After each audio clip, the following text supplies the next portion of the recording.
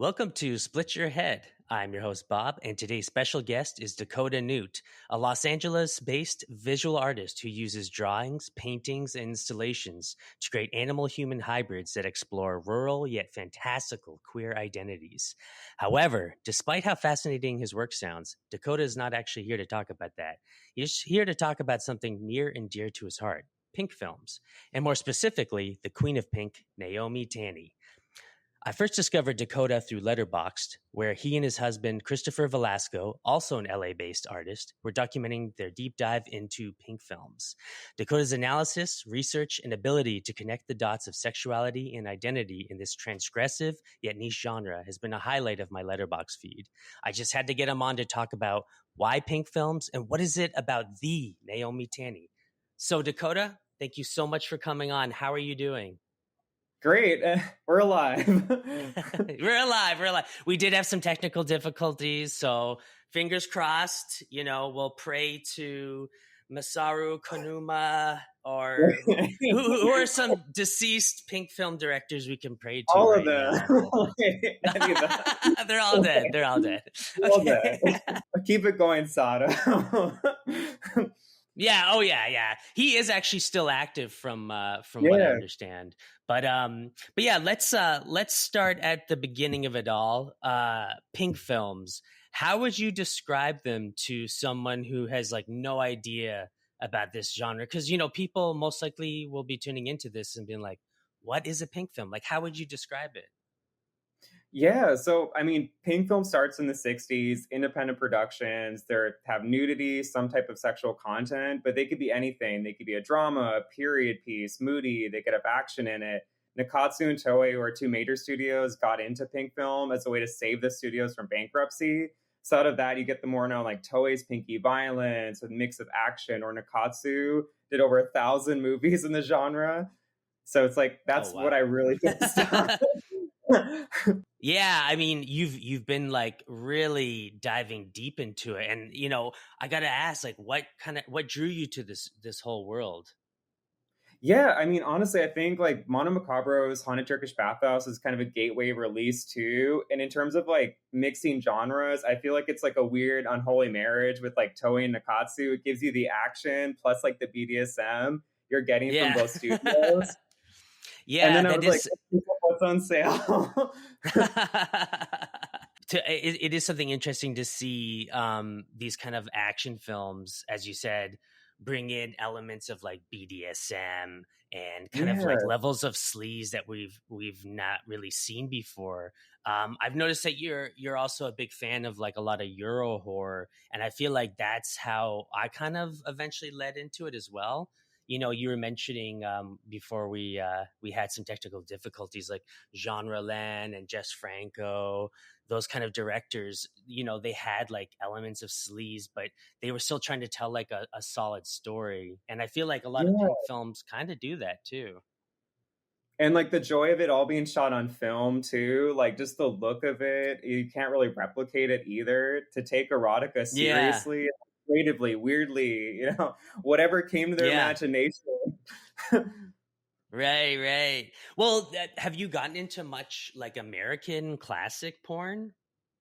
No, that's kind of an interesting gap too. I mean, I recently saw like Water Power probably a year ago and like loved it. Classic. Oh wow. Yeah. And that's actually one that I've been meaning to check out, and that one seems more in line with a pink film because it has, from what I've heard, a story, and the sexuality and the depravity in it is it feels almost like who is this for? Yeah, I mean, it kind of also reminds me too of like the Joe D'Amato or like Emmanuel movies too, like that in the 70s sure. when like erotica before the slasher, like going to weirder, violent extremes. I'm like, it's really fascinating. Like the decisions they don't make.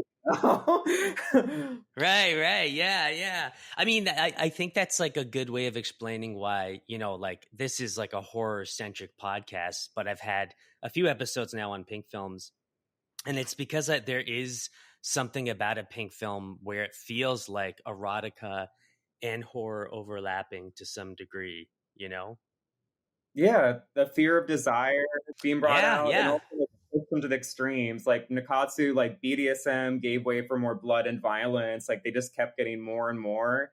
And I guess like Mm, coming out too, like people will like be excited for like entrails of a virgin. You're getting more of like right. the 80s version of Nikatsu going more wild. Yeah, yeah. Are you excited about that box set coming out? Are you gonna get that? Yeah. Like, it's Yeah. kinda crazy because like, Nikatsu has had restorations of it for a while, and I think before this, like, there was a Okay. German Blu-ray maybe, but, like, actually getting that here, like, new interest again and putting out Mm, those films is so exciting. Instant pre-order. yeah. Right, right. Yeah, yeah. And so maybe then it makes sense for us to do an episode like this right now, as maybe we're on the verge of like a rediscovery of Pink Yeah. films. So yeah, it makes sense too to for us to maybe focus on Naomi Tanny, as she was the queen of the Pink film. Now, just from doing the quick research before we did this, she was in over 120 films, but she only was active during 1967 and 1979. Yeah, I mean, she's the best career in a sense. Yeah, yeah, I guess so. It kind of Yeah. makes me think of like a band in a way, of just knowing when to kind of hang it up. Like our best days are when we were young and when we were most passionate about it, and it's like I don't want to keep like harping on, it's like you kind of know you're sort of past your prime, which is a shame because in the sadistic and masochistic documentary, they showed her in her 50s and she was stunning. She still Still look looks so great. beautiful. Yeah. Yeah, yeah. And then But she still, like, and showed up and, like, met the studio too. It was actually it was emotional to watch. yeah, I could see that. I could see that. Yeah, I Yeah, think I yeah. think it was nice for me because these movies are obviously very like shocking and disturbing, and so it was kind of nice to see these like more heartwarming moments attributed Oh, to the yeah. genre. So that's something I like. I'm really glad I watched that to prepare for this. But yeah, Naomi Tanny. So for you, what was the first Naomi Tanny film that you watched, if you can Yeah, remember? I know you've seen a lot. for sure, Haunted Turkish Bathhouse. I guess that was probably one of Oh, the right, earliest right. things I watched. So, yeah, it was a gateway. Mm. I mean, it's kind of funny. I think most people would probably, like, go off in a Toei with it, but for me, I'm like, I love the whole, like, BDSM, even the take on, like, sexuality or, like, the Turkish Sure. bathhouse setting. I'm like, "Oh, let's go more into, like, Nikatsu." I mean, I kind of would have to Mm. thank, like, Stan Deegan's, like, commentary for the disc for that as, like, a Oh, really okay. good primer. Wow. Okay. Yeah. So you started with Haunted Turkish Bathhouse, and it led you actually, instead of into Toei, into Nikatsu, which is where like Naomi Tanny was like really thriving. Um, Yeah. and so for her, like she was doing a lot of films even before she jumped into Katsu, from what I understand. And so I think for them, like they acquired her and she kind of became like their star, who would more or less do anything, from what I understand. Yeah, I mean, she pushes the envelope more than, like, any actress before her. Because like, okay, Nikatsu experimented with pink film just like Toei in, like, this late '60s. Tani's coming up. Again, Hmm. even, like, her BDSM films, she starts those in probably, like, '68 for the independent studios. After that kind of, Okay. like, long courtship, Nikatsu is kind of at a point where, like, they started the whole Roman porno brand, right?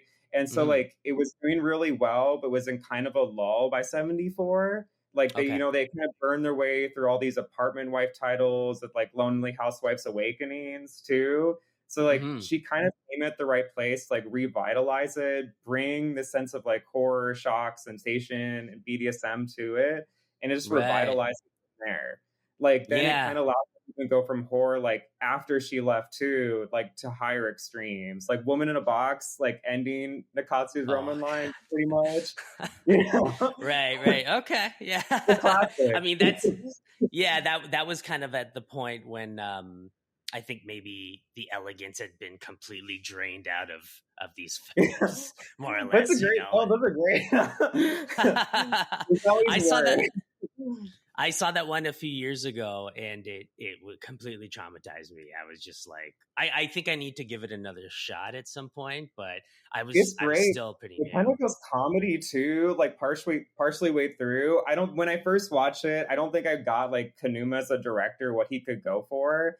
I mean, Okay. anything like at time, it's like yeah. And Masaru Kanuma is probably like the greatest director of Nakatsu. He was doing like kind of like sprinkling horror and surreal stuff in his films for Hmm. them before Tani, but with her with like Flower and Snake and Wife Be Sacrifice, the follow up, he really like brings his A game and brings like the weirdest of the genre out. Right. Yeah. I think he's also just a solid storyteller to some degree Yeah, which too. you don't always get. You know, like beyond. I No, was like, yeah, I think it's, and that's kind of like he kind of excels at something that I feel is like the weird paradox of these films is that they're yeah, extremely shocking and disturbing, but there's something kind of accessible and palatable about the filmmaking, which isn't something that you can really say about from the little I've seen of like classic American pornography, you know. yeah. It doesn't have that same sort of cinematic level of storytelling to it, But then didn't have like a um budget too, like that Japanese yeah. tone of the film industry. It's like they're trained, like their references too. It's kind of crazy. Like Mm. rewatching these films for this, I was kind of struck. Like most of the plots, if you took out the BDSM or the sexuality, they're kind of giving you like what you'd expect from like a Japanese film classic from the Criterion Channel. Oh, Like okay. this is family, tragedy, obligation, like the Yakuza, like they're all classic Japanese themes, then just like pushed out to excess in a way. I was kind of struck by that. I was like, Interesting. wow, there's normal elements in the movie. Some, Yeah. yeah. Right. I mean, I do see this is so bleak, but I do see a lot of like incest. Well, not just incest, but it's like Oh yeah, a lot. incestuous Yeah, yeah. themes. And when I've read up a lot on Nagisa Oshima, and how he did a few films that were, not pink films or anything, but he did a few films using incest as like a metaphor for nationalism in Japan, which he was like a very political director and everything. Yeah. Um, so you can kind of tie these like transgressive themes into pink films. I think that's kind of sort of where it started with like Koji Wakamatsu, and more of Ooh. like the 60s stuff, right? And then I think by the 70s it kind of got more away from that and just You more lost into some of the like political themes. Like, I guess, like, yeah, mm, Wakamatsu is definitely more like driven, like the youth groups, the times. I mean, you yeah. get transgressive subject matter, but it's like, it's that mix between like exploitation and empowerment. It's kind of the same Mm, thing I like about like Strange Vice and Mrs. Ward, too. Like, I guess, like more right. Italian Giallo. It's like the queasiness of it being brought to like heaven and hell at the same time. Wow, I love that. I love the way you put that. It's funny you mentioned that too, because I found from watching, numerous Naomi Tanny films for this episode that I picked up on like kind of I can never pronounce her name right, Edwidge Finesse kind of Oh, yeah, I don't know how to quality say to your name her. either. Yes. Yeah. Edwig Finech. Yeah, there's something similar about them. I mean, all like not just looks, but their presence and everything. And Yeah. but it's weird because if I had to compare them to some degree, it seems like Naomi Tanny is more empowering, even though she gets put through way more of a ringer. Do you know what I Yeah. mean? I would agree with that because, like, I mean, I guess, like, for anyone, if you're like doing like a Mount Rushmore of like erotica in a sense, I would be like, Hmm. oh, like Edwige or like Bridget LaHaye, Lena Romay, Naomi. But it's Yeah. interesting, like, Naomi's like the most like unapologetic. It's not Yeah. like Laura Gemser, who's like more reluctant, or Edwige too. Like, Naomi's like, I did these films, and she like Hmm. inspired it to higher extremes. Right. Yeah, I do think like she has so much agency in not just in the films, but from the what I could read up about her, Yeah. kind of like pushing the envelope in the films. Like she And really she kind of directed led a lot twice. of. She directed. Oh, okay. So have you seen those Yeah. films? No, I think as far as I know, they're lost. I mean, like a lot of 60s Ah, independent pink film too is just lost. I mean, I guess unless someone from Japan was like really like trying to find this or was like somehow in the national like film archive of Japan, I don't know how yeah. you'd access it. Jesus Christ. But that would be like a wish list. Yeah. Yeah. Oh, I would kill to see that. That's amazing. And I mean, women didn't really, generally direct a lot of pink films too. So, I mean, that Not just until like makes me more the 80s interested. either. Yeah, which was the Like the same with 80s. Giallos as well, or Gialli. Yeah, I watched the oh my god, the female director Jala recently too. So it's interesting, like the heyday isn't necessarily directed by it's all mostly men. But then I guess like Yeah. with Nakatsu, it's kind of interesting. Even the directors like have said with because of like Nakatsu poach people from the pink film industry, like the actresses oftentimes like told the directors how to make the film and be staged. Like they kind Oh, of had okay. control of like, their look, their image, how to do a sex scene, because like the directors were coming up from like being ADs on more like normal like yakuza action stories before the whole Right. Roman period. So the actresses were kind of like coaching them on how to make erotica. Oh, okay. So, I mean, that is kind of what in line with what I was reading about Naomi Tanny was like, I guess how she was very like how would I put this? Like very forthright with how she should be directed and her ideas for the scenes. Like it was very collaborative in a sense, you know? It actually Yeah. makes me think of Isabelle Huppert. Oh, okay. Yeah, yeah. Okay, I could see Yeah. that. Yeah. Because the stuff I've heard about her, like Paul Verhoeven had a really great anecdote about her, about how when he was doing Elle, he was directing her in a scene where like he was just saying in general how she works on set is that she'll just continue into the next scene and he'll just let it keep rolling because her self-directing is so strong that he's like, yeah, just keep going with it, just keep going, like this is great, like we're getting better stuff out of this. And so it's like Naomi Tanny, maybe she had that kind of level of like agency, and like self-directing on these films. Yeah, I mean, she was the one with experience too. It's like they would oftentimes come up with an idea, but then she'd realize it, right? Like there's probably, Right. I think it's used in interviews a lot. We didn't watch it. It's called Madam Evening Glory or Lady Moonflower, where like Okay. the visual is like they tie her upside down, but then make her into like a human flower vase. What? Yeah, I have to see imagine this. that. But like Ah. she like realized that like yes, I can do it. Like she gave the material too. Like the commitment that she had to like the most bizarre, surreal, strange acts imagined too. It's like it's kind Right. of inspiring to read about or like even just watch. Right. And I mean, I can see how that plays into maybe some of your own work as like an installation visual artist, Yeah. because she's very imaginative in that sense. It's like turning anything into anything, like having that ability as an artist sounds like just so invigorating. But she also had a strong relationship with I'm gonna botch his name. Ono Roku Dan. Yeah, I think that's right. I mean, honestly, like again, neither one of us speak Japanese, so it's okay for butchering some of these names too. Yeah. Yeah, like FYI. But yeah, Yeah. I mean, It's like, don't get like, offended. Yeah.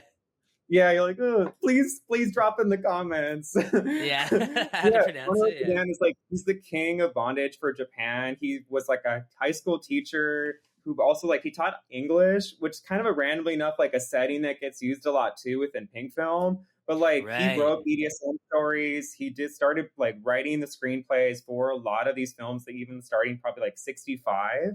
And so Okay. like Tanya comes in picture, works with him in 68. Then from there, like their collaborations keep growing. The producer of that Mm. whole like trio pairing is her partner manager Noboru Yamabe. So they're kind of this Okay. trio making the bondage films pre Nakatsu. But like Onoroku Dan is the one where like she fought where like if Nakatsu is gonna make me the star for 74, like it has to be his script. So that's how we get Flower and Oh, Stain. cool.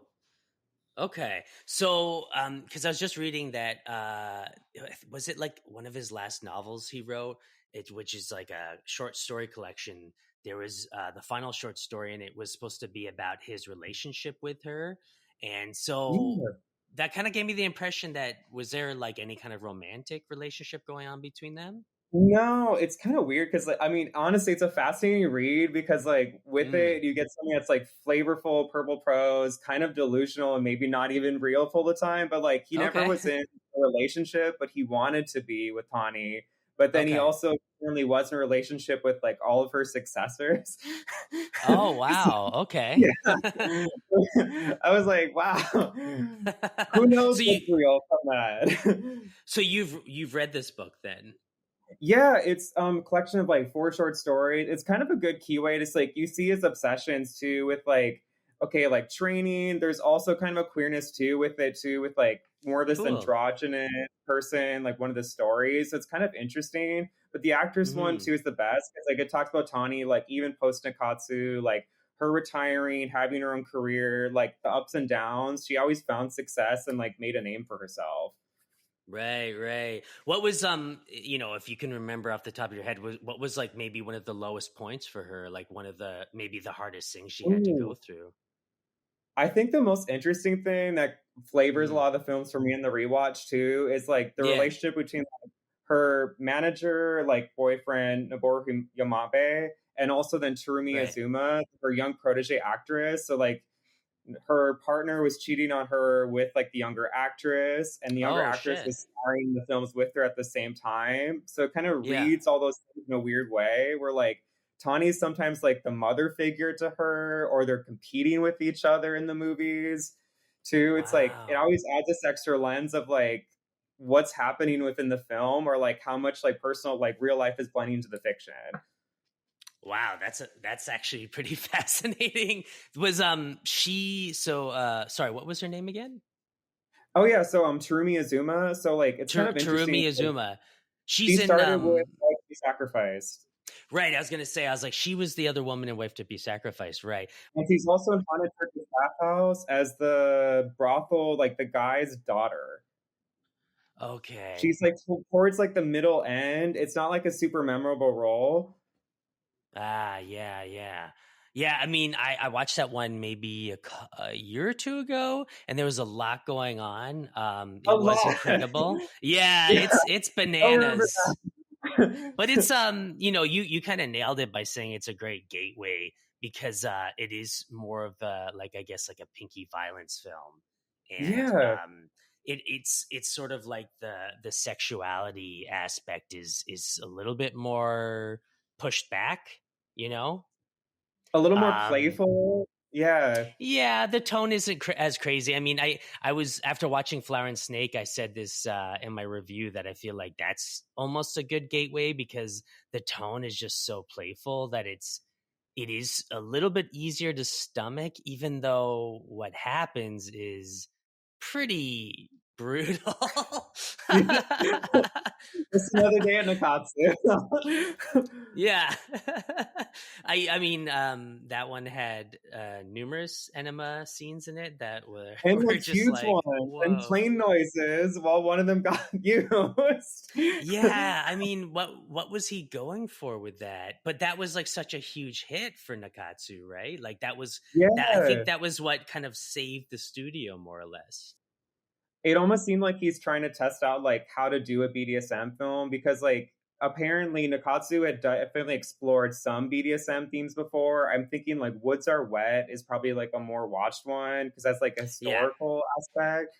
But, like, I've this seen was that Nakatsu one. really doing BDSM, like, embracing it. It almost seemed like they're kind of like, "Okay, do we do comedy plus exploitation? Like, how does the mix work out right for the film?" Right, right. Honoroku Dan, like, the writer, didn't like Flower and Snake, the Oh, adaptation. really? Do you know why? Like, what his issues were? He didn't like the kind of comedic take on parts of it too, or like it wasn't faithful. I mean, that's also why like Wife Be Sacrificed, apparently they wasn't like a Dan story. Like it was an original story that the Katsu had a screenwriter make, and then Dan approved it. But like, Okay. yeah, he didn't want to work on that one. But then it's kind of interesting that he kind of quickly came back, I think, probably what I think Cruelty, Black Rose, or at least the other films Okay. in '75 for sure. He came back and they were starting to adapt the stories again. But it's kind of Yeah. interesting. It's like they were kind of like, do we need him as a like the right stories? Can we use someone else for a little bit? Yeah, I guess if they maybe figured out his formula more or less, because he really was like super into BDSM and role Yeah. play and stuff like that. So maybe if they were just like, I think if we just take those ingredients and put them in a film, that we can more or less do our own thing. Um, did he write her final film then? Was it Rope and Skin? Rope and Skin. I think okay, Rope and Skin. I think he's credited for like his idea. Oh, he's credited for an idea, but the screenwriter is from Toei, which makes sense because the whole thing is kind of like Rope and Skin. They give Tani almost like a bigger budget, more action moment. It's not as like crazy on the BDSM or like the sexualities or other films. It's kind of just more fun, like a Okay. fun send.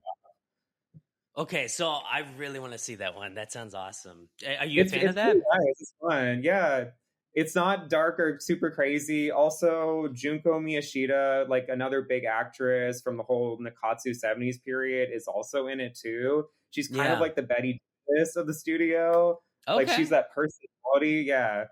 Yeah, yeah. Sweet. Okay. Yeah, I mean, I've heard that name just from going through Naomi Tanny's biography and everything, or just Wikipedia page. But you've really like gotten down all the names of everyone in here. Like you've definitely become quite fanatical about it. I'm like, hopefully. Like, No, no, no, no, no. You're doing good. You're doing good. okay. But Could be worse. you touched on something before, and it's something that I found really interesting reading your reviews, because you were saying how there's like a queer angle to Onoruku Dan's book, the collection of short stories, and that's something Yeah. I see you kind of propping up a lot is like the queer connection to. Would you say like Naomi Tanny or Pink films in general that you find that there is sort of like this queer connection, even if it is designed for like heterosexual audiences? Yeah, I mean, that's always kind of wondering too. It's like you always wonder seeing these movies, like what's intentional and what's not. But like beyond, Sure. I mean, I guess like this exploitation or softcore, you almost expect like a lot of like lesbian erotica. But then the Right. stories are so interesting, and I think there's also like sometimes like trans storylines too. The one like I Mm. didn't recommend, like I wasn't sure because it's not like a necessarily like a Naomi Tani film, but she's like a supporting side in it. It's Yeah. called Painful Bliss Final Twist. So like Tani and like her boyfriend who's a yakuza, they mess with this other person. Then this other person has the like a trans awakening for the entire film. And then Oh, they kind of wow. like take Tani's place. It's kind of interesting. You see like Tani is the queen, then this trans person like take her power Oh, and be cool. sadistic with other people. Yeah. It's pretty interesting. I was like, Ah. it's not even like a negative movie. It's just fascinating and kind of weirdly empowering to watch. Yeah, I could totally see that. Yeah. And sorry, you were saying that one's not as nasty per se, or It's sadistic. Like, there's definitely okay. like assault in it. Also, the trans person like Okay. becomes like sadistic and like starts beating people, but it's also That's done in okay. the very John Waters esque way where it's like Hell funny yeah. violence too. There's even like a Okay. dog thing at the end, kind of referencing John Waters. Oh, really? Yeah, but like a Oh. playful thing, not like real cosmetology. Oh, okay. Okay. Oh, wow. Yeah. Okay, I haven't actually gotten a chance to watch that one yet, so now I Okay, that's have I don't to. know. I was like, okay, maybe. Yeah. Are we getting like a Pink Flamingos reference or something with that one, or Yeah, I mean, for sure, Painful Bliss Final Twist has like a dog thing at the end that's kind of like okay. cute, haha, but it's like okay, you can see like Divine, the Pink Flamingos riff on it. Rope Cosmetology is Okay. more of like they're throwing a dog into the action. Oh, wow. Okay. Do you think that like these Pink film directors in the studios were aware of John Waters? I mean, it seems like some of them were. I mean, for sure, it definitely seems like the house it is Obayashi, his script writer, who I'm blanking Yeah. on the name at the moment. The script writer is very aware Hmm. of like European influences. Like he wrote a lot of like Giallo influence films, like for Nikatsu, like a lot of the Oh, zoom up really? titles. There's also one Right. I'm like, Yeah. there's oh god, Which one? it's like O word Mariku. I don't know, my orgasm Mariku, where it's like it's kind of Jean Roland Euro Oh, horror. okay. So you can see like he's looking at a Sure. lot of like Sure. European stuff getting imported with the movies in a kind of exciting way. So Hmm. like they're in Yeah. conversation. I also know for sure. I think the Laura Gemser movies made Hmm. their way to Japan. Dario Argento for sure too, because like we have all like the Japanese titling of like the posters and the VHSs, so like they're aware of each Yeah. other. Yeah, I think that's just interesting, and maybe my attempt again to kind of sell this back to horror fans is that there is Yeah, this weird overlap.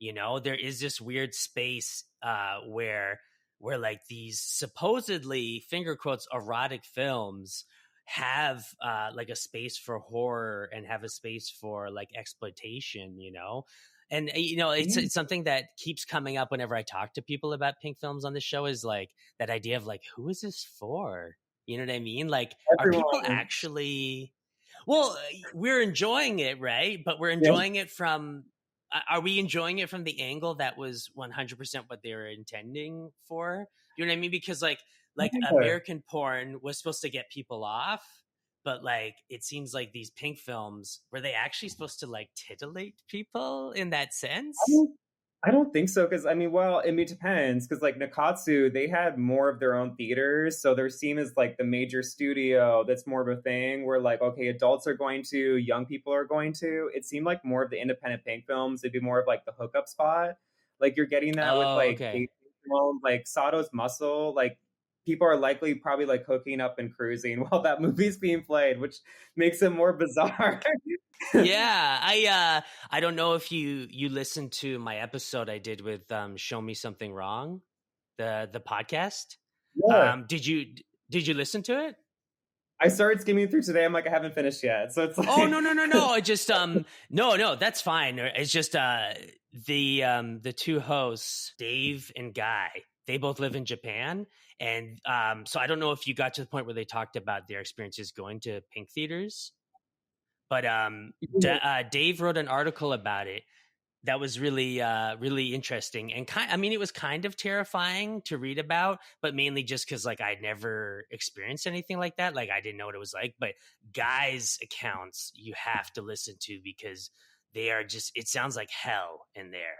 And it was also due to the fact that the theater was in sort of like a more poorer part of Japan, from what I understand. Like they yeah, said it was kind of more of like the slums, that there would be like a lot of homeless people like sleeping in these theaters, but it also just sounded like people would just like grab you and pull you into the shadows. Like that's how they made it sound. I don't know if it was exaggeration for, making the story more interesting, but it was pretty I fascinating mean, to this is listen to. actually accurate. Yeah, it's kind of like what we like when it gets mythologized in America about the whole grindhouse period and like Sure, 42nd yeah. Street, like that living on through film theaters, like that kind of spirit where like people are kind of just living there. The mix of like homeless, unhoused, people coming in to like see something exciting and weird, cheering at it, like that Yeah. environment you're getting with me. Yeah, that's true. That's true. I mean, it sounds like it's like to a very way more dangerous degree, because I mean, from what I've read about the 42nd Street grindhouses, because I have that book. I don't know if you're familiar with it, Sleazoid Express. Oh But yeah, it's great. Yeah, they go into like every theater, and they explain how like some places you go and you try to hold your breath sometimes because you wouldn't want to get a contact high from someone smoking like crack near you, and like there would be people like getting stabbed and stuff like that. yeah. So all that stuff is totally terrifying. Here it sounds more like you're almost going into like a vile pink film by being in the theater somewhat. So, and I was just saying, it would be terrible. Like I'd feel bad for like a small woman going into one of these theaters who can't defend herself. And Yeah. guy and Dave are just like, oh, women don't go in here. Like it's mainly just like men and drag queens and stuff. And I guess people just know more or less what they're getting themselves into, It doesn't seem like But are women they watch watching Muscle? professional screening. Oh, I hope. Yeah, right? They're like, There's actually, let's pay attention. yeah. It seems like women like there's sometimes more of like screenings of these outside of like the pink film market too, like for like women's Sure. festivals or like LGBT film festivals too. Like Sachi definitely has like reprogrammed her films out. So like Sachi Amano is like the big pink film like woman directors. She's done somewhere between like 200 to 300 films Oh, in nice. general. Okay. Like, she's Okay. definitely like her team, like, they do screen in different places. I know also Nikatsu's definitely had more revivals where, like, Nikatsu as the major studio wouldn't be as seen as grimy, like, more of, like, Mm. adults, like, older people would probably go see it. Okay. Okay. So Also, it seems like there's a pink film theater that's, like, more of, like, a revival house, like Lupita, where, like, they're rescreening a lot of, like, Sato movies, or they're digging up, like there's obscure Tani movies they've dug up from the '70s too. oh, So, like, nice. not everything is, like, a danger zone to watch. No, I would hope not. Yeah. Or it And I is. mean, I don't know. oh, well, I mean, Guy did explain that this theater he went to was in a very rough part of the city, Mm. and Dave was saying that his experience was mainly just like much older men, all kind of like cruising each other, like propositioning each other, but it never felt like anyone was going to like force themselves on you. You know, Yeah, and it almost would kind of just a weird, like, whole generation that grew up with these movies also being kinda relevant too. Because like, yeah, think I about, guess so. like, if a younger person would watch them in Japan, like, I mean, a younger person might see some of these on cable. That's where it seems like they're the pink film market that survived at the core is more of, like, doing, like, 15 r age cuts for, like, TV. It's kinda interesting. Like, the Oh, Girl Hell really? director kinda known for that, Sachi Mono was too, where, like, they're making 2 heads of the cut, like, one that's for the pink film theater and, like, one that's, like, sold off for, like, TV streaming, satellite dish. That sorry, that's blowing my mind. Wait, so the Girl Hell director, are you talking about what's his name? It's like he has a it's Daisuke like dumb. Daisuke Yamanouchi. Yeah, okay. His films from what I think I've maybe seen one and they are terrifying. I mean, more of his He films now would be the different cuts. I don't think though okay. those ones too are kind of coming more of like off of like horror, kind of competing against that market. I mean, we were talking Yeah. about before too, like selling these to a horror fans. Sometimes like directors that want to do horror, Pink Film Market is the venue that they can actually do it. So they bring those themes in and mess around with it. It just like Right. Pink Film's successful, so like, oh, I want to do a horror movie, it has to be some kind of Pink Film. Right, right. That's equal with Kyra, the whole Entrails trilogy. Right. Yeah. I definitely want to check that Entrail trilogy out. Because I read this really great book about basically the overlap of like pink films into like almost like torture porn, like gore horror films. Yeah. Um, and they were kind of touching on that, like how almost like guinea pig films. Are you familiar with those? Have you seen those? Yeah, so I've watched all of Yeah, it's kind of interesting if you're a guinea pig fan. So the samurai from Flower, Flesh, and Blood, he is the lead of Woman in a Box, and they're made around the same time of each other. So like he kind of gives Right. that performance to Woman in a Box as he tortures a girl. Oh God. That could be like a great double bill, you know. Yeah, I don't know which one you start with. What's the palate cleanser? Maybe Woman in the Box is the comedy then. Oh my god. I need Yeah. to I guess I should watch it again cuz all I remember was it just being one of the most bleak, upsetting things I've ever seen. But now that I'm getting more into like the discourse of pink films, I'm discovering that so many people revere it as like this masterpiece, And I think I went into it expecting like everyone's saying the big tonal switch of it, right? Like how the tone Yeah. switches towards the end and how magnificent it is. And I think I got to the point where I was like, yeah, it's pretty cool. I just that first half hour was like, oh my I know god. it's sadistic. Yeah. But that I mean that is a pink film. So would it play in a pink theater It's or was that kind of at a a different pink time? film. Okay. Yeah, so it's like, okay, Nikatsu in general, like their whole Roman period. So depending on who you're talking to, some people wouldn't be it's a pink film because it's not independent, but structurally, yes, it's a pink film. It's still involved with like the pink film industry. Nikatsu is buying up pink films for the triple bills. But by the time you get to Oh. Woman in a Box, that's like them doing Roman X. So it's like pseudo like adult video. So like that one's like shot on video, meant to be weird, meant to be sensational. It's supposedly billing itself with real sex. I think for Woman in a Box, that one's kind of debatable if it's actually real or not. The other ones after it, like I've watched almost 50 Roman X at this point. There's ones that actually do go into like just adult video sex. Right, so unsimulated. That's what you mean, right? Yeah, but then they still Okay. mosaic it to kind of what you expect from, like, the Japanese industry. Like, Asado was an Okay. Aideon one, like, Mania House of Cards, that's another kinda great entry point. Sato also directed his own Roman X with Uniform, Virgin the Prey, Okay. too. So with the difference of Rome and X then is essentially they're trying to get closer to what we would consider like the hardcore porn market. Yeah, and it was kinda weird because like, both Nakatsu and Toei made, like, adult video, straight to video outside of their theatrical stuff, like, once it hit in the early '80s, but, like, for Mhm. some reason, it's like Nakatsu's like, "Oh, let's, like, do that live video stuff, let's bring it into a theater because like, it's the time, like, okay, it's really winding down, Roman X starts in '85. Before Okay. that, there's, like, a couple precursor films, like, the Sakan ones that are pretty messed up. I mean, those are great Okay. recommends for anyone to watch, where it's like guerrilla style BDSM out in the streets in a subway. Then Nakatsu's like, oh, we What? could do something with it. Let's get Kanuma, this great director, help launch the line of Roman X. But then it's interesting, like after that, it's kind of hit or miss if you get like an actual story with Roman X or not. Some of them are just Okay. like, okay, we have an adult video director, we bought his work, we're releasing it in theaters, people are shocked by it. That's it. Okay. Like I feel like I was reading in one of your reviews that they're almost like mixtapes. Yeah, they're more like just moody. Like if there's a weird enough soundtrack, I mean, you'll see stuff in it. You're like, what? Who is this for? Like one of them has like a live verse scene like included. You're like, Oh, why? okay. you know, or Yeah. like mother and daughter. You know, I'm like Christmas lights. Like okay, like a woman ties Okay. herself up on the subway and no one interrupts her, and I'm like, okay. It, yeah. I mean, that sounds fascinating, but more from, my horror movie head is turning on. It's like I feel like yeah, it almost sounds like Jackass or something.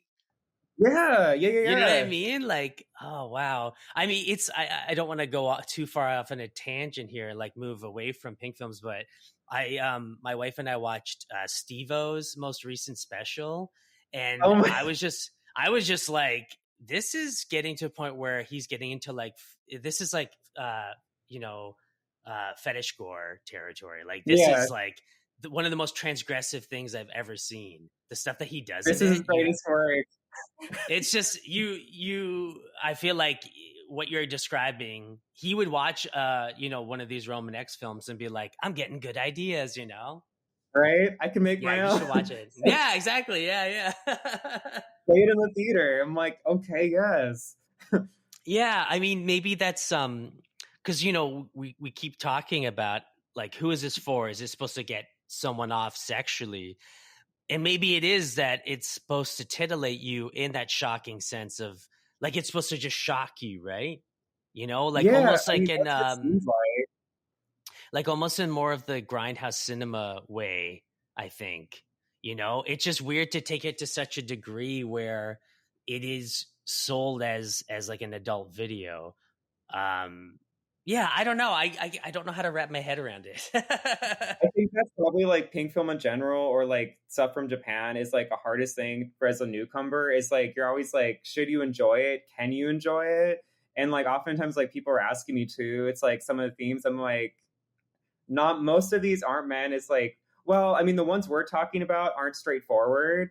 If you do like want like straightforward sex where it seems like okay, it's consensual, it's comedic, it's lighthearted, Nakatsu and a lot of pink films were doing that route. Like Sachi Yamano, who's like again she's directed the most independent pink films. She's up for a woman. Her work is typically comedic, but or even Okay. Nakatsu too. Like Nakatsu did a lot of series that were more of like comedies, playful, consensual. It's just that Okay. like we're talking about like BDSM and then into the violent era after it, the stuff that's going to appeal to a horror fan, where it's like whoa, but there was more normal stuff. Yeah. It's normal. Right, right. And I mean maybe that's like cuz like a lot of these films are lost at this point, right? I mean a lot of Yeah, them except for are impossible to track Nakatsu. down. I mean, Nakatsu's been pretty good about like they at least have stuff in their archives. I think of like the 1,100 like Roman films, I think only maybe the 6 to 700 would be available to watch in some way, like as of right Okay. now.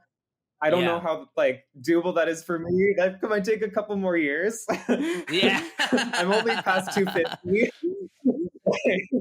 Oh, wait, but you also own a lot of these films, don't you? Yeah, I mean, Nakatsu does still puts these out on DVD. I mean, for Roman X, I've been collecting more of the VHSs for it because that's where a lot of them originally released too. So, like, I'm Okay. trying to find out like the gaps of what I need left. Gay Pink Film, like ENK, the studio that put Right. out Sato's Muscle, they also do a lot Mhm. of VHS still too. Okay. So those are really hard for you to track down per se. No, I mean, it just takes kind of work. Like with anything with Japan, I guess like if you're a fan of like anime, manga, collectibles too, you get like a proxy buyer. You find the website you need to buy from. You're getting that intermediary to buy it for you, or I guess Yeah. like you're using like a VPN some way to try to access media. Like a lot of Nakatsu films, is kind of funny. Like as unhinged as like it is, we're talking about. Like it's on their Yeah. biggest streaming services, like Unext for them, which is kind of like a Netflixy type of Okay. situation, or Amazon Prime has them too. Like, here's a Roman X on Amazon Prime for the kids. Good to What? go. Oh my like, god. That's so wild. It makes me want to ask then, what would you say was like the most disturbing or offensive, pink films? I mean, maybe there wasn't just the one, but is there anything that comes to mind that was like, okay, you know what, that pushed me too far? Yeah, I mean, kind of funny. I feel like I mentioned this before in like Letterbox, like Wife Be Sacrificed, because it intentionally has this Oh, character with the child background. We don't see anything explicit, but like the way that's set up, because it was the one of the first things I watched. I also think oh I watched yeah, like Sato's like Lolita film too at the same time, where I never watched sure. Sato before. So that Oh freaked me wow, out. So at this point, yeah. I'm like, okay, great. The weirder the better. Really? like, Okay, okay. So once you kind of got that first cut, you yeah, healed, and then you're like, I I can take feel. on anything. Yeah. I mean, you look for like what's entertaining or not. That's it. I mean, again, like, wow, is there how many enemas are there or not? Wow. There is something really comical about the enemas. I haven't seen an enema scene in any of these films yet that felt really like, how do I put this, like really grim. It's like they're almost always just kind of like ridiculous. Yeah, they're always oversized. Like, it's not even like a little. They're giving Yeah. you like this giant phallic tube, and I'm like, what? And then the way they do it so comical, like, like I'm like that Yeah, doesn't work. yeah. Oh yeah, I was gonna say like Tawny, we like the enema scene. It's kind of funny because like the documentary Sadistic and Masochistic talks about like Kanuma, where like he wanted an angelic turd for Tawny, like the make of it, the prosthetics of it, which I always find Yeah. like so funny to like hear. I'm like, what? Oh, But it had to when look a I certain way.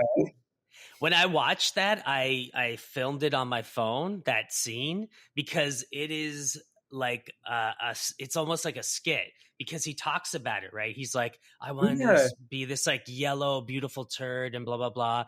And then because they're in a restaurant, right? And then they bring him curry and he goes, oh, I guess I shouldn't have ordered the curry then. He gets all uncomfortable. It's so funny. They all laugh about it. I'm like, oh my They're like, god, that's oh, hilarious. or I like sent it to Tawny a after few the film friends. stage, she's like, great work, we did that. I yeah, it is absurd, but I mean, I don't know. I guess it's what makes it more fascinating is they delighted there. the absurdity of it, which I think is a great like disconnect to have. It's like the allow to play, the creativity to go unhinged. It's kind of like what Joe D'Amato, like apparently was talking about like the Emmanuel movies, like the horses Mm, scenes. Like, oh, they came up with something, and then they're laughing at it while making it. Like that's the attitude that they right. had. Yeah, that's kind of what you hope for, right? Because some of this stuff is so grim. You don't want to picture them like in between takes, like crying or something. Like nobody wants Oh to picture yeah. that. But I Which mean, it I kind of like I haven't. like Tawny's successors might have been the situation because like any of the S&M queens they tried after Tawny, like they weren't as into the whole genre or they're kind of physically broken down by it. Or I don't know Right. if it's also we got worse scenarios or cheaper films, but like none of them lasted longer than like a year or two making the movie. Wow. Like Tony was the Yeah. one who embraced it the most, or maybe also had the best crews and budgets. I don't know. Or maybe, and I'm just throwing Maybe. this out here, it's just coming to me now. What if she herself did have like a sadistic or masochistic, I guess that would be masochistic, right? Like, do you think that's possible that maybe deep down she actually enjoyed it on that level? I mean, I don't think in a literal way, because like, well, maybe. Hmm. I mean, he said she's attracted to like the romance of it, the extremes of like metaphor, right? But it seems like it's Okay. kind of weird. As much as she's like, I don't have a personal interest. I did think a thing like we didn't really talk about was in the 60s and 70s. So like she had a Naomi Tani theater company where she would do live Oh, cool. S&M acts. Yeah. So Oh, it's like okay. she is familiar with these outside of a film sense. Like she's performing for an audience to like doing S&M and then the movie plays, or she does different skits. But then she always Hmm. said herself like she wasn't interested. But then she later like maybe also did it like for a TV appearance or also ran a club like doing sessions with a master. So it's kind of Okay. interesting, like what's the real truth with a lot of this? It's like just Yeah. like what's the real truth to parse out? Well, because you have to wonder then, it sounds like she was just really good at it. And she knew that Yeah. this was like her talent. But then, like, how do you stumble upon a talent like that? Like, being really good at bondage isn't something that you just are like, oh, I tripped and fell into a bunch of rope. And then I was like, whoa, I'm actually really good at it. You know what I mean? Like, how do you just stumble into that world? I mean, it seems almost like it kind of was that because, like, in Okay. '68, so she met the producer that worked with Dan. So, like, Yamabe became her manager. Like, they were doing bondage Right. before her. And also, like, there were other people in these films. It seemed like she was just, like, the one that awakened. Like, she did the best with it, was the most committed. She had the right look, right? Like, Dan talks about, like, she Yeah. became his muse. Like, she had jet black hair, she had fair skin, she looked good in a kimono. Also, she had the body fat that it reacted to the bondage on a film set. And then also, I don't think anyone else embraced that material as much as she did. Where like, I'm gonna be a star with this, or like, I want to be that. She's like the Joan Crawford of BDSM for Nikatsu. It's like what? That's amazing. Yeah, I'm like, yeah, Wait, wasn't that in something? I feel like where did I see that maybe. reference? Oh my Joan god. Crawford. Does that Don't sound quote me. familiar? I Joan, brought I out the feel like movie files too, but I was like, okay, don't Oh look at yeah, the let's cover. see it. Let's see it. Oh my I was god. like, there's this, and then Tawny keeps going into this. Oh wow. I was just reading about because you were saying like how she had the most perfect skin for these types of like acts, and she supposedly would like try not to go out in the sun at all the Or entire drink time that too, yeah. she. Oh, she wouldn't drink alcohol. Yeah, she said she wouldn't drink. She wouldn't go in the sun for the years too. She was trying to maintain like that fair skin, but that's also kind of what led to retirement. She just wanted to like to go outside, to have life, to move on, which makes sense Right. because like she was in her 30s. Yeah, yeah. That's so fascinating. Like I wish that someone could make like a biopic on her or something, because I Yeah, feel like, especially like she's still alive. Like it's it almost oh, seems like that's the true. time too. Yeah, it's like these people we're talking about, like it's the same generation as like Jalo and like Eurohore too. So it's like we're getting them like some of them have passed, some of them have not. Like it's right now within the next 10 years, like the perfect time to like get that knowledge from them before it could pass, right? Yeah, yeah. And I think that with Naomi Tanny, there is something I don't know if accessible is the right word to use, but I do feel like there is something empowering about her. It was something I noticed in a lot of the films that I watched that you recommended where, I don't want to spoil it for anyone, but the endings, they always felt like she kind of looks at the camera in a way like, but I Right? came out on top. Yeah. She has the perfect mix of like her faces from like fear, confusion, desire to like awakening that no other actress at Yeah. Nikatsu told that like she has. That's always found so fascinating. Like even just on an acting level too, it's like a master class of like facial reactions or the way they stage her face too. Like she gets the beauty lighting as she's Right. Yeah, but it's also the victorious aspect too. Like the ending, she'll look at, at the other characters and just be like, no, no, no, no, I won. Like even if I submitted 100%, I think I've managed to Yeah. transform myself. Her desire overwhelms them. There's a few odd ones that don't, that I didn't recommend. I'm like Fairy in a Cage, which is an I've seen impulse that title on one. Blu-ray. Yeah, Yeah. also, oh, Female Prisoner 101 Suck. Definitely that's an odder one with her, because like how Okay. her character goes in that. It's her doing a women in Okay. prison film, which is kind of Okay. interesting. But yeah, but overall, like they're mostly positive, and it's interesting. Some of them are more like action oriented too. Like, okay, her ending Hmm. film, Rope and Skin, but also Oreo's Passion, Bondage Skin. They kind of play off of like the Japanese Red Peony Gambler, like a woman gambler character in the Yakuza. They're kind of more normal, but Oh. then mixed with BDSM. Okay. So it almost seems like she kind of got out of the pink film game at the right point, because I think Yeah. I don't know, I would it be like disrespectful to say that what the actresses had to be put through towards the 80s was maybe a little bit more like they were defiled, like she still Yeah. managed to come out on top. Maybe she wouldn't have had that like empowering kind of presence going on into like the mid 80s or 90s. Yeah, I mean, honestly, I don't think she would have lasted to like the Roman X period in '85. I mean, like at Mm. most, like maybe a couple more years of that early '80s period. Like the early '80s is kind of like a weirdly new mini golden era for Nikatsu, where like they attracted some semi-mainstream talent. Like, oh, let's get a former classically trained singer to be a actress for us too. So it's like they were kind of semi-respectable for a bit, and then they did excessive films, Okay. but then it just quickly went south with like adult video, really kind of like took away the competition.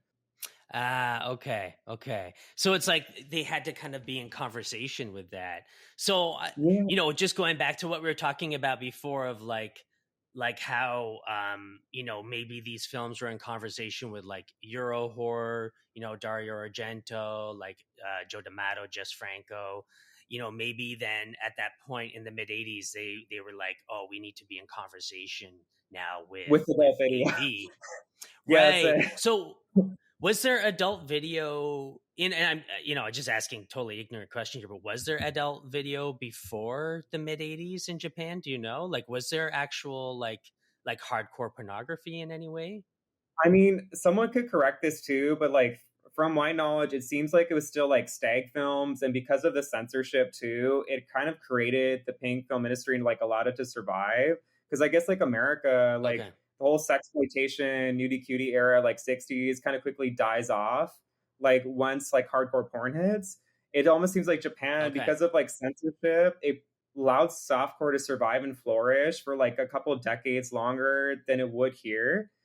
And so like that Okay. embrace like gave Nakatsu these budgets, this madness, even Toei too, like these possibilities for film that like I don't think any other Right. country has that.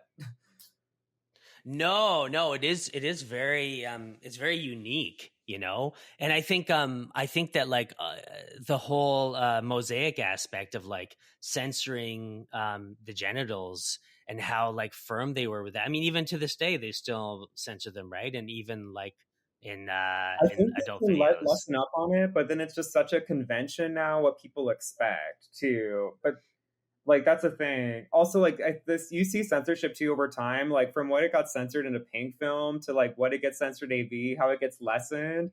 The Roman X is interesting because like sometimes like they just like solarize or posterize it or have like the barest like little sensor you can like see on something. You're like, how are you getting away with Okay. this? Yeah. Like, Yeah, yeah. I mean, I always appreciate seeing the directors have like interesting angles. It yeah, seems like Masaru Konuma was more in that vein. Because I he would don't feel actually like think there about was any. staging and angles, or like a rope would cover it, or an object, like something interesting. Versus some, it's just like, okay, go in and strike it, go and strike it. Or sometimes too, Yeah. the one of the Roman X things I watched, they just blurred out like an entire woman's body instead of like carrying a censor little bits. What? And so like she's Oh just my like a god. giant mosaic being thrown into a pool. And I'm like, what's happening in this movie? Yeah. Well, it makes me think of like Woods Are Wet. I feel like that one has one of the most garish looking because they're like these giant boxes. And I feel like I Yeah. was maybe watching a documentary or something about that, how it was intended by the director to make a statement about censorship, like censorship is just such a draconian thing. Like we're gonna put a box on the screen that's like just so in your face. Um, but yeah, I also think it's interesting too how directors will use the mosaic as a way to like conjure up something with your imagination because like I haven't seen the Sato films that feature stuff with horses, but from what I understand, Me neither. they throw a mosaic in there and it's like, oh yeah, there's something going on behind that mosaic, but like really there's not. Like Yeah. it's like even beyond, you know what I mean? Like you can kind of get away with that. And that's something I've been like wanting to, like I've mentioned it to a few filmmakers on the show of like I want to see someone do something like that now where they use mosaics to conjure up like the most terrifying sexual acts, but but Yeah. it's like you can get away with whatever you want. It's Or like the power of actually, suggestion. well, yeah, exactly. But I mean, a lot of your work that you do, you put those like pieces of it's like pieces of card or something, right, or paper on your Yeah, I body. make That's all drawings like drawn. attached to my body. Yeah, so like, I've been kind of slowly thinking about like how to maybe adapt it to do more pink film stuff, like inspired by it. But yeah, Yes. like, I like being suggestive and playful or covering certain body parts that like social media would flag. So I'm like, Right. okay, but definitely very inspiring of like what to take and what to throw away. Or sometimes too, it's like even if you're censoring, like it's like too raw. I'm like, Right. okay, Right. Well, I mean, maybe you could try to like print a mosaic somehow that oh you use yeah. to cover up your body, Or and make then you it could, deliberately really garish, like, woods are wet, right? It's like where it's like yeah, hilariously like, what? yeah. I mean, you could play around with that. I don't know if you might be getting into like really dangerous territory, but Who yeah, knows? Yeah. yeah. See you. um, well, you did do a piece though that was inspired by Muscle, if I'm right about Yeah, that, yeah, right? yeah. I mean, that's definitely Okay. a favorite gay pink film of mine too. I think it's like still my favorite. I've watched from like 60 in general, but like that's like a go back. Like I just Yeah. love the tone of it from the Oh, get-go. it's I feel like also that's phenomenal. probably the most likely to get restored since I think Yeah. UCLA holds a ton of it. Yeah, I would say that's maybe my favorite or at least second favorite Sato film. Yeah. And I actually think it's a good gateway, oddly enough, because I mean, the big thing that's hard to sell to people about these films is that you do see a lot of like assault towards women in them, which is not easy for anyone to watch. But I No, don't recall yeah. there being any assault in Muscle. And I mean, Mm, you see sexual acts between. Oh, what men on men, maybe? is Maybe there? that's I don't know. possible. I Karma. Karma.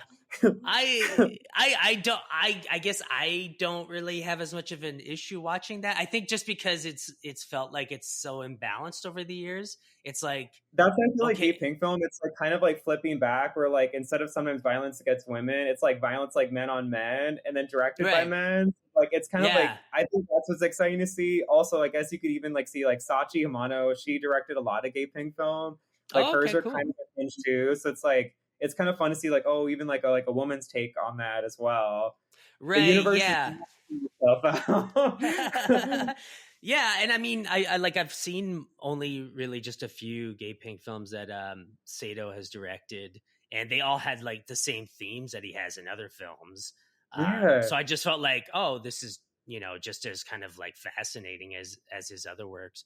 But yeah, Muscle really feels like the poetry of it. It makes it weirdly like it's so powerful. It seems The like an easy music too, recommend. it's so good from Oh, Coil. Or the look of it. It's the best like blues of Sato, I think, or one of my favorites, just how it looks. mm. Yeah, yeah, like the cinematography and everything. We're talking about like a crunchy VHS. Oh yeah, yeah. Well, I've heard people say that too. That like the idea of restoring Sato's films is almost like sacrilege because everyone got Yeah. so used to seeing those like crunchy VHS rips, you know? If they But restore it, they should I still don't have, like, the know. rip of it played as, like, a special feature, like, just to experience it. Like, Yes. that'd be the best Oh, way. that's a perfect idea. Yeah. Well, that kind of gets me into something I wanted to talk to you about because you kind of mentioned this a little bit on one of like your letterbox comment or comments on one of your letterbox reviews of like the dream for you of actually doing your own Pink line of like films, of Oh, releasing yeah, yeah. films. Yeah. I mean, how do we get you to do that? Because that would be fantastic. Oh my yeah, it's kinda funny, I'm like, because I don't think Impulse is still doing the Katsu titles, right? Or at least Yeah. they haven't renegotiated, because I think it's been at least maybe, like, 2-ish years since Okay. we've had a new one, but, like, I've watched a lot of, like, more horror titles or stuff that would appeal to genre fans, so definitely stuff like it'd be interesting to, like, pick someone else's brain, like, how to start up a label. I can't imagine that the licensing cost would be that much, because some of these already have restorations in Japan, right? Oh, And also okay. some of Yeah. yeah, and even the Impulse titles, like, some of the stuff they put out on DVD, like, we're talking about letterbox logs of, like, less than 100 people are willing to say they Mm. watched it. I don't know. I Yeah. think it'd be possible. I think it'd be possible. Also, I think it'd be great to actually have, like, a commentary for some of these films that, as far as I know, like, typically these haven't, right, at all. Like, Yeah. to put out the Wakamatsu films, I mean, not even me, but, like, the Wakamatsu should have been, like, a Criterion Eclipse set back Oh, in the day. absolutely. Yeah. And I mean, at the end of the day, like Wakamatsu is probably the best person for people to start with Pink Films. Yeah, Just I for would the recommend me. these 2. Yeah. Wait, is there one in particular that you would recommend? From Wakamatsu?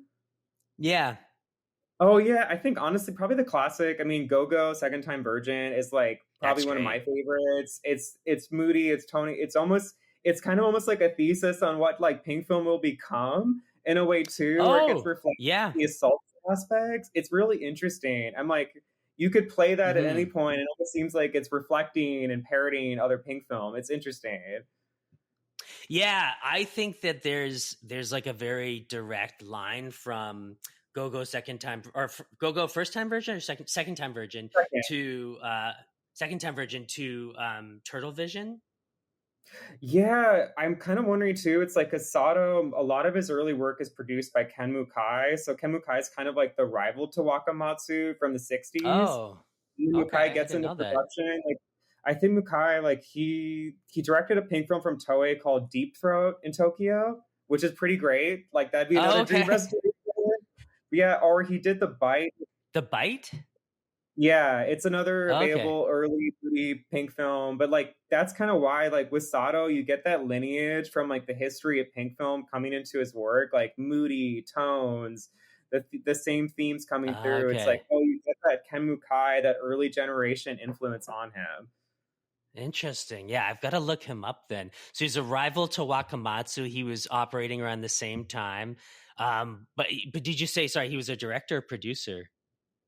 Yeah, he was a director and then got really heavily into production. I mean, his also work, as far as I know, what's available isn't as comedic as some of the other early pink film people. That's why, like, him and Wakamatsu are kind of in conversation, like, more moody, more dramatic, more jazzy. Okay, cool, cool. Yeah, and I think they kind of have like an art house sort of Yeah. sensibility to them. You Japanese know? new wave just mixed in Yeah. with some sex, right?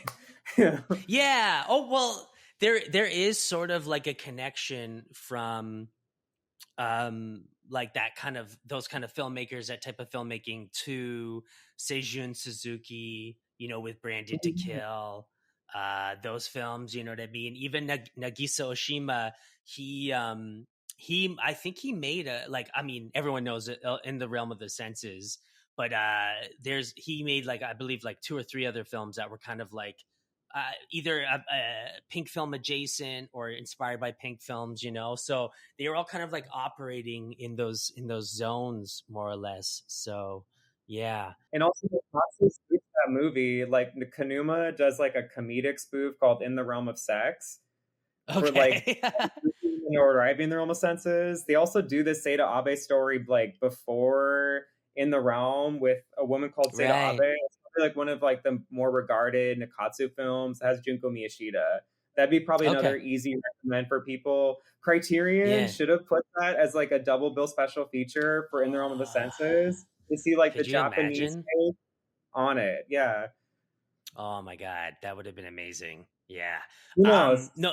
4K. Yeah, Like, yeah, the 4K. Yeah. Yeah. I just saw Radiance Films is releasing a Nagase Oshima box set next year, ooh. so I'm interested to see that. Yeah, yeah. With your line, then, if you were to do any films, like, what would be your like kind of dream releases then? Ooh, I mean, I think like okay, Fuma Hikokato from the '80s is probably like a super underrated director for Nikatsu. So Orgasm Okay. Mariku is kind of Euro horror. A woman gets these revenge killings, and there's surreal grape imagery. But he also probably makes like the two of the best BDSM films for Nikatsu, especially like Girl Oh, in the Wooded okay. Culture. It's kind of like Freddy Oh, Krueger yeah. and Nancy and BDSM. Like that's the dynamic of like Nightmare on Elm Street for Nikatsu. Right. I was You like, recommended that one to me, and I watched that and I was like blown away. It was just it's very unlike beautiful to anything I've seen. watch. Yeah. Oh, it's so surreal, and yeah, totally Nightmare on Elm Street dream sequences with Oh, there's also more slashers from Nikatsu too. Like there's also probably have to be retitled, but like there's a slasher I watched recently from the late '80s just called like Hard and then R Word. oh, Like maybe that's retitled for release, but like it is like a yeah. straightforward slasher. It was actually kind of a shock to see. Really? So there was sex in it though, right? Yeah, the killer kills people oftentimes during sex, but like it's more of like a conventional slasher. Like it would be appeasing. It's almost like it's more of a conventional slasher than like Entrails of a Virgin is. Interesting. Okay, which I still need to see. That one's got like creatures in it, right? Like demons or something. Yeah, it's kind of fun. I always like to joke. It's like Nikatsu joking about Godzilla. Like it's like, hey, Toho Okay. did that. I'll do it too. Okay. Like, yeah. That sounds Oh my awesome. god, this second one also has a Sato collaborator in it, Kazuhiro Sano. He's one of the other Hmm. four Heavenly Kings of Pink. He acts in the sequel. Okay. Cool. So you'll kind Cool. of recognize his face. Like, it'll be kind of fun. Okay. Yeah. Is there any Sato ones that you would want to put out if you do this line? Ooh, I mean, you I said don't know. muscle, right? So muscle. I think honestly, the gay ones, I'm kind of honestly, I think like Altered Innocence or a gay focused label should probably just jump on the gay pink film industries in total too. Like I also watched the Yeah. Sodom one where he was the AD on. It was kind of interesting because it was kind of like taking this like comedic boarding house setup, and then because he's the AD, it got darker and weird. Where like this guy is like he and another young guy and a girlfriend are all in a house, but then the auntie, the housekeeper, like is doing these like plaster cast dildos in the basement on a Christmas tree. Like you can see Oh Sato gone wow. comedic for it. It'd be kind of interesting. Like Okay. I'd pick weird choices. I'd pick weird choices. You should. Absolutely. What was that one called? I'll send it. Okay. Okay. Letterboxd Yeah, no, changed the word. They changed the titles. oh yeah. I know. You've been watching so many great ones, and some of the weirdest ones I'll try to track down. And ever since they changed the language to, I Yeah, guess they it's changed it back to Romanji where they try to spell out Japanese like phonetically in English. You're like, instead of like Sato, like, oh, it's me. Well, muscle is still the same since that got like a release, but like, so instead of like, oh, it's like hairdresser, pervert salon, it's like Wagama, sorry, la la la la. I'm like, what is this? I don't know this. yeah. I know. If like I will copy and paste it into like Google or something, or like a search engine, and Yeah, it won't bring up anything. And so it's like, why did they do that?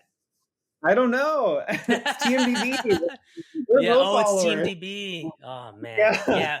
Well, I mean, I've reached out to Letterbox before about stuff like that, so I could like email them and ask them like, is there any way you I could think change if it enough people back? are annoying and like asking, that's like to get stuff changed. That's literally it. I know for sure too. It'd be Yeah. kind of interesting if Letterbox added some more of like the adult stuff. I think Sato has at least two more that are like bad bubble bath theme ones on his TMDb that if someone added those listings, I'd be curious to see people watch them. Okay. Yeah. I mean, someone out there will track it down. And have you seen them? No, that's why I'm like, someone needs to expose us. Oh, okay. Okay. Someone needs to do this work for us. Right. So it's like leaving the breadcrumbs for you to track Yeah. down these films. Right. Right. Wait, but you've bought some from like a few bootleg companies. What's that Yeah. one? I've gotten some stuff from them before. I got that Russ Myers collection from the same one I think that you've been buying from. I can't remember what the Oh, company's yes. called. I also begged them to release a Naomi Tani 4-pack. Oh, okay. What are the Yeah, films yeah. in that? Where is it? Where are you? Hold on. Hold on. I have it. Okay, hold on. It is. Oh, Slave Wife. So Slave Wife is really great. It's very moody. Also Mad and Evening Glory, Painful Bliss Final Twist, the trans one. And also, oh, Tattooed Flower Vase, another Kanuma film. Oh yeah, yeah. That one's a play on Irizumi. Is that right? Like that same story? Yeah, wait.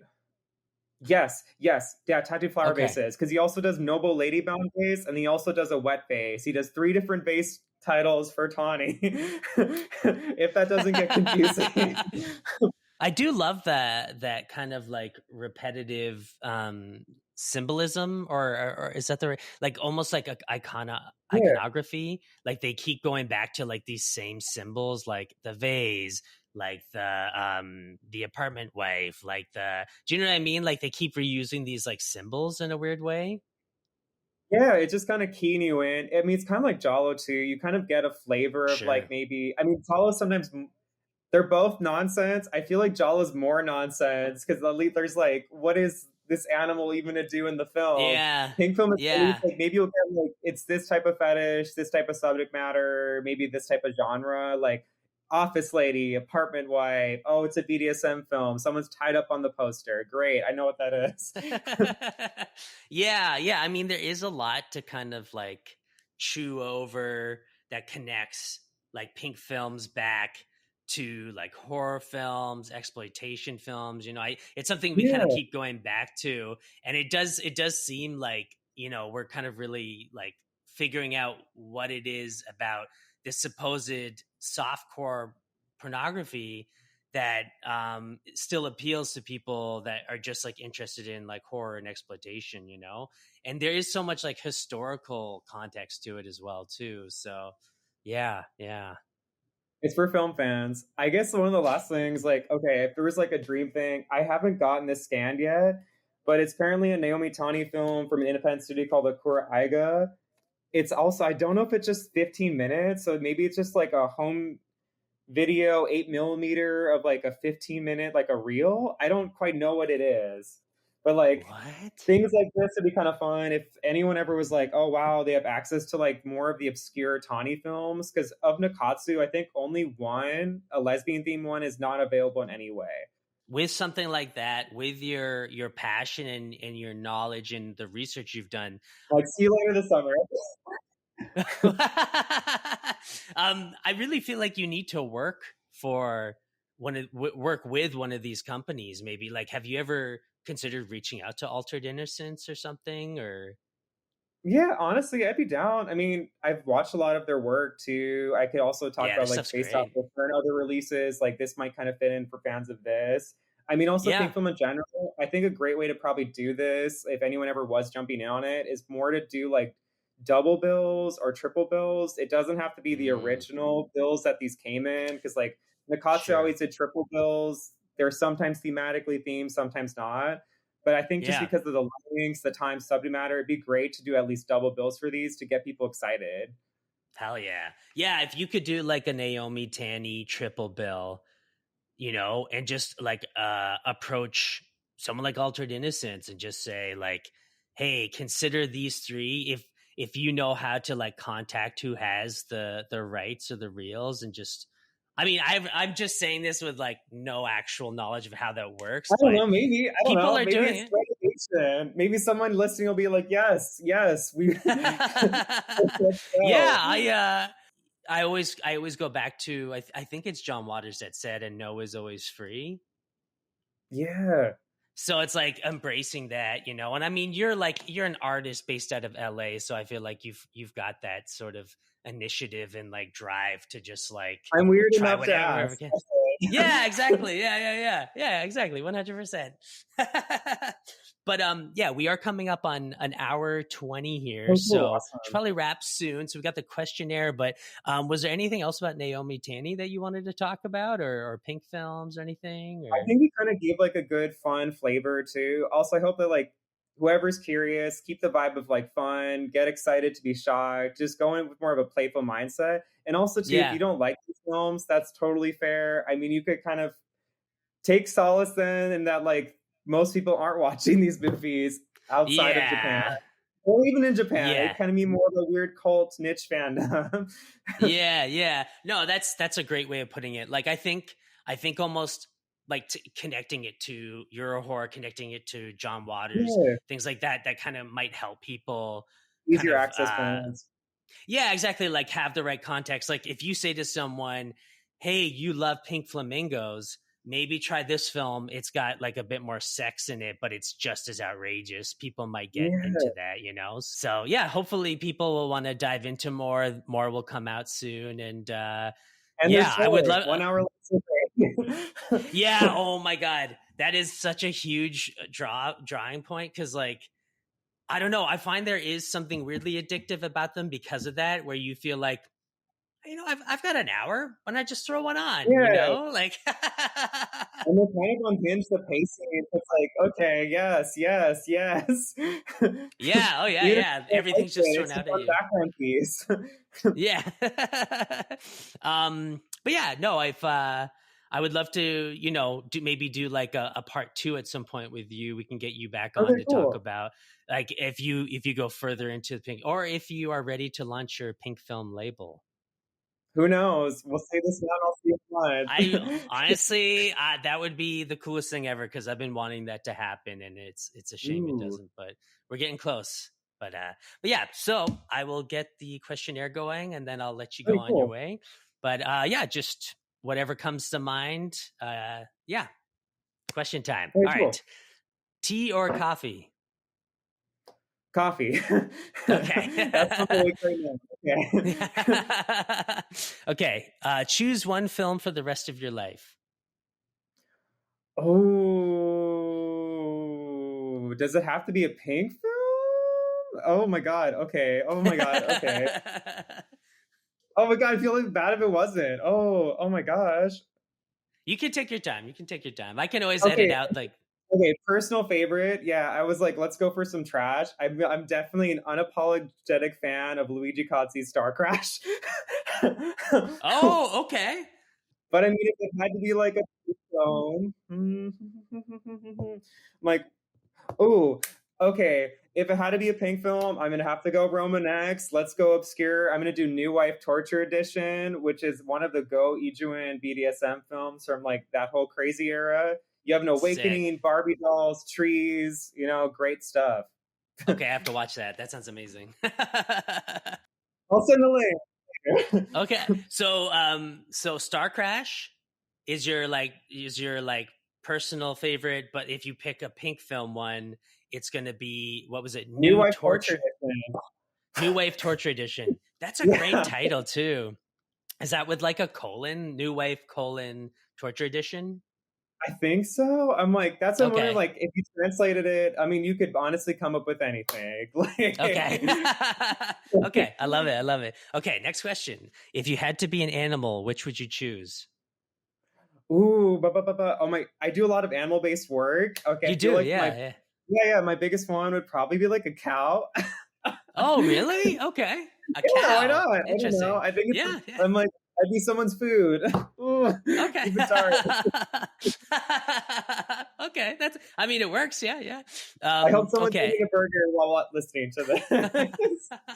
And they like spit it out like, "Pff, what? Right? Okay. What happens when we die? Oh my gosh. I mean, I hope my afterlife's on film, you know? Like, Oh I wow. hope I'm gonna Okay. best friends with forever, right? Like, Yeah, yeah. that's what I So hope. you're saying when you die that you go to a film set? You know what? My afterlife would be Jess Franco's Match of the Living Dead.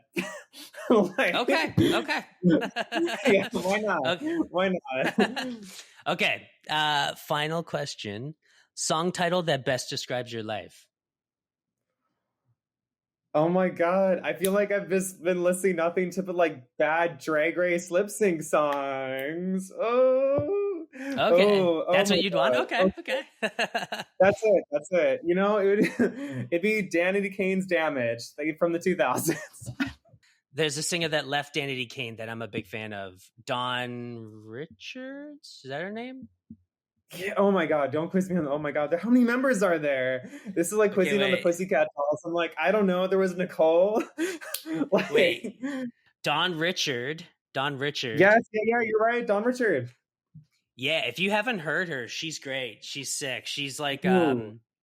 kind of like alternative R&B sort of sounding like don't know if you're familiar with like Kalela or she like Oh, SZA, like stuff like that. nice. Which is good because like Danny Kane was just kind of more like trashy poppy 2000s. I like the switch then. Right. Yeah, yeah. She's like way more highbrow. Like, you know those Amoeba What's in My Bag videos? Oh yeah, yeah, yeah. She was so Dawn Richard was on one and her picks were all like classical music and Bjork. And I was Of like, okay, course, so she's like very classic. sophisticated. Yeah, she's amazing. So yeah, check out Dawn Richard then, and Danity Kane "Damaged" will be Don't your check it song that out. describes your life. Okay, I'll go check it out after this. Okay, Oh awesome, my man. god. Well, thank you so much. I'm so sorry about the technical difficulties. Oh no, it's great. This is better than the classes I taught on Zoom, so we're good. Oh, really? Okay. Good for worse. Good worse. Well, you did kind of like sort of like a tutorial slash lecture today on Naomi Tanny and Pink Film. So, you know, once the episode comes out, maybe you can use it in lieu of you teaching a class or Yeah, something. just hey kids. Yeah, like, hey, check this out. Right? Don't Yeah, look yeah. at the covers. Don't look at the Don't look at the cover. Yeah, actually, that's going to be funny because I usually put the posters for movies up here, and I'm going to have to be sparing with that. I guess I I'll was figure about to something think out. about that because I have her some of her posters. Like I have Rope and Skin, the B2 poster Okay. for it. But I was like, I don't know if I could put that in the background. Oh Like, yeah, I wouldn't worry about that. Like, because I'll put them up front, and I'll just oh, download whatever good. the high quality one is. Just But do like yeah, face like screenshots, and then that's it. yeah, I'll zoom right in or something, or like Yeah, mosaic where I need to. Yeah. right. Like, okay, good enough. Yeah. Okay, man. Well, I will let you go. Thank you so much for coming on today, though. I really Thank you so much appreciate for it. having me. Like, it was a pleasure. Like, thank you so much. Yeah, yeah. We'll do this again.